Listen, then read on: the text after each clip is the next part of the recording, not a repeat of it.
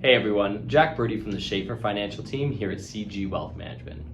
I'm going to be making a video series all about registered accounts, so things like TFSAs, RRSPs, LRSPs, etc. I'm going to be providing an overview of each and highlighting some of the benefits. Today's video, we're going to be starting with the RRSP.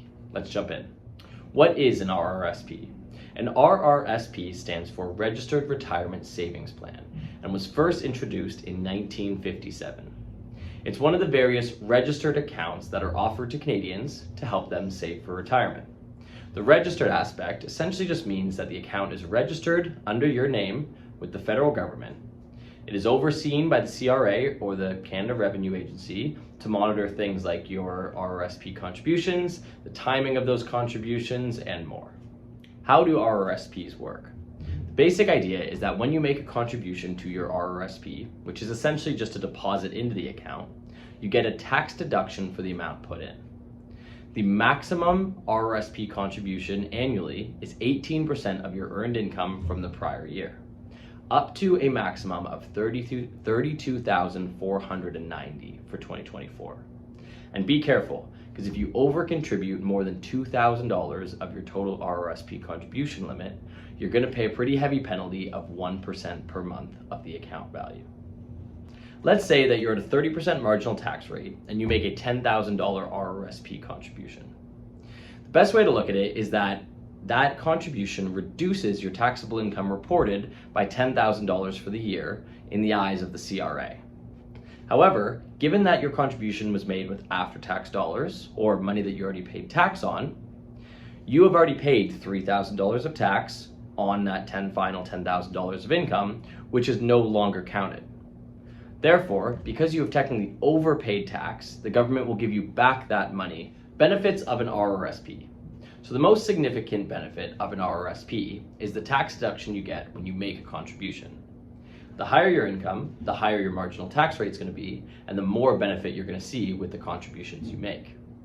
In Canada, in Ontario, the highest combined marginal tax bracket between federal and Ontario is almost 54%, meaning that if you make a $10,000 RRSP contribution, you're going to see over half of that returned to you in taxes, and you still get to keep that $10,000 to save for retirement.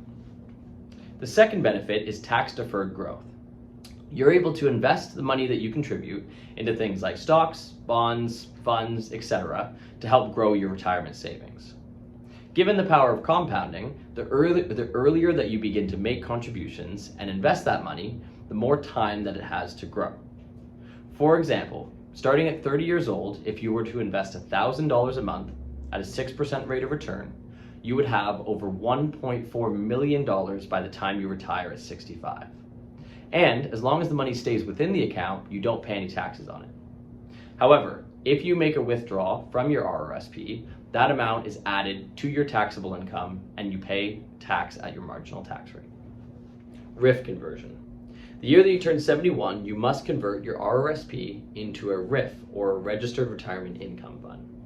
A RRIF is essentially just a retirement account where you are no longer able to make contributions and you are forced to withdraw the minimum amount per year set out by the CRA.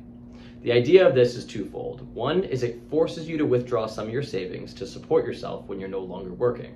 Two is it also helps bring some of those savings from Canadians back into the economy. At age 71, the minimum withdrawal is 5.28%. At 72, that goes up to 5.4%. And with every increasing year, you have to take out a little bit more. These withdrawals are considered taxable income and are taxed at your marginal tax rate. This sums up most of the important aspects of RRSPs. If you have any questions or you'd like to learn more, reach out to us and we'd be happy to have a conversation. Take care.